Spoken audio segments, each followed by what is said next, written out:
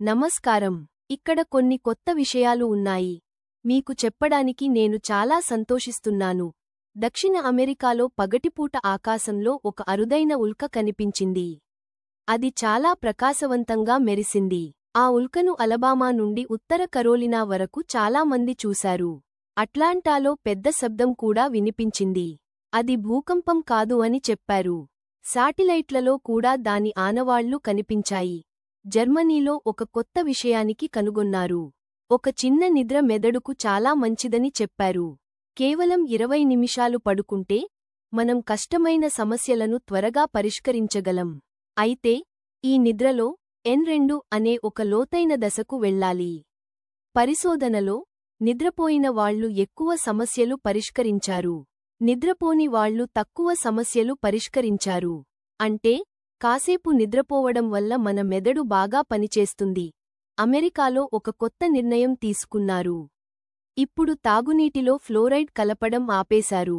ఇది చాలా సంవత్సరాలుగా చేస్తున్నారు. ఫ్లోరైడ్ పళ్లకు మంచిది. కానీ ఇప్పుడు కలపడం లేదు. దీనివల్ల పళ్లలో పురుగులు కొంచెం పెరగొచ్చు అని అంటున్నారు. ఎలోన్ మస్క్ అనే పెద్దాయన ఒక విషయానికి చెప్పారు. ప్రపంచంలో జనాభా తగ్గిపోవడం చాలా పెద్ద సమస్య అని ఆయన అన్నారు. పిల్లలు పుట్టడం తక్కువైపోతుంది. ఇది చాలా ప్రమాదం అని చెప్పారు. ఎక్కువ మంది పిల్లల్ని కనడానికి ప్రభుత్వాలు ప్రోత్సహించాలని ఆయన అంటున్నారు. అంగారక గ్రహం మీద ఒక రోబోట్ కొత్త రాతి ఆకృతులను చూసింది. అవి సాలీడు గూడులా ఉన్నాయి. ఇవి ఆ గ్రహం చరిత్ర గురించి చెప్పగలవు. ఆ రోబోట్ పేరు క్యూరియాసిటీ. మరో రోబోట్ పెర్సెవరెన్స్ కూడా అంగారక గ్రహం మీద పరిశోధనలు చేస్తోంది. చాలా సంవత్సరాల తర్వాత భారతదేశం మళ్లీ అంతరిక్షంలోకి మనిషిని పంపింది. ఒక భారతీయ పైలట్ అంతరిక్షంలోకి వెళ్లారు. ఆయన పేరు శుభంసు శుక్లా.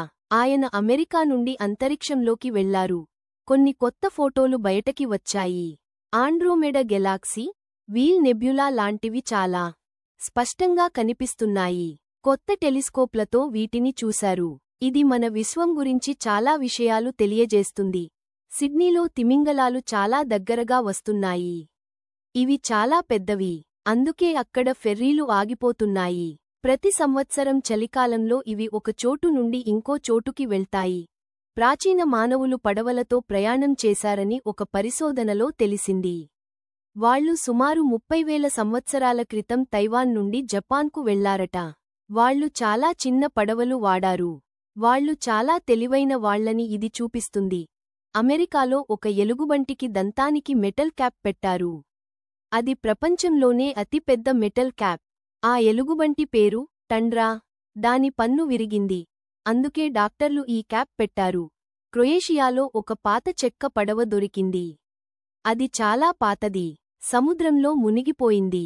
అంతరిక్షంలోకి పంపిన ఒక క్యాప్సూల్ కూడా సముద్రంలో పడిపోయిందని అనుకుంటున్నారు.